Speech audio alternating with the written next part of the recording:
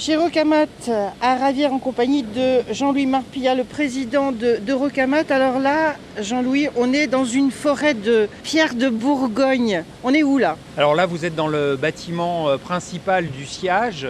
C'est là qu'arrivent les blocs qui proviennent de nos carrières. Donc on est au milieu donc, du stock de blocs et les blocs sont des parallépipèdes de pierre qui vont de quelques tonnes, 2-3 tonnes, jusqu'à une vingtaine de tonnes, qui sont stockés à l'abri et on va pouvoir les manipuler facilement au moyen de ponts roulants pour les amener sur nos outils de sciage. Et nous avons 3 grands types d'outils de sciage. On a un fil qui permet de scier les blocs horizontalement. On a 2 châssis monolames qui donc découpent des tranches à la dimension que l'on veut, à l'épaisseur que l'on veut.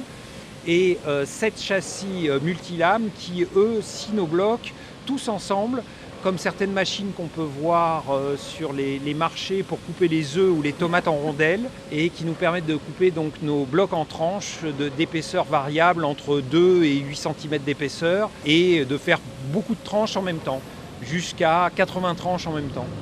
Ce que vous m'avez dit lorsqu'on a préparé cette interview, on est dans l'industrie de la découpe ici. Oui, alors l'industrie de la pierre est une industrie de découpe, puisqu'on découpe la montagne pour obtenir des blocs de pierre, on découpe les blocs de pierre en tranches pour avoir des morceaux beaucoup plus manipulables, et ces morceaux manipulables, on va les redécouper en rectangles ou en trapèzes ou en losanges pour faire du revêtement de façade ou du revêtement de sol. Cette pierre, elle est découpée à la demande? Tout à fait. Comme nous sommes une industrie de découpe, c'est justement l'avantage, c'est qu'on n'est pas tenu par un moule ou par un process industriel contraignant. Donc on s'adapte à la demande des clients et à la forme des bâtiments et à la taille des bâtiments.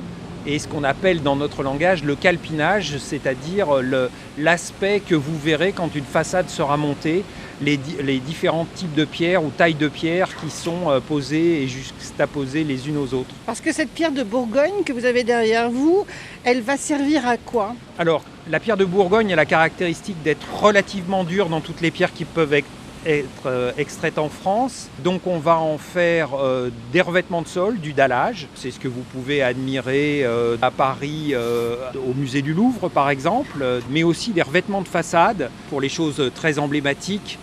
Ça peut être des façades intérieures comme au musée d'Orsay où c'est une pierre qui vient, le Buxy qui vient de Saône-et-Loire, ou alors à l'extérieur, par exemple le palais de Chaillot, c'est la pierre de Massangy, donc une pierre de Lyonne, qui est en façade, qui est une pierre qui va du blanc au jaune pain d'épices. Les pieds de la tour Eiffel, qui sont aussi en Massangy, sont plutôt jaunes. Et puis il y a des endroits comme l'église orthodoxe russe qui a été construite il y a quelques années à Paris, qui elle est en Massangy, mais dans une catégorie plutôt claire.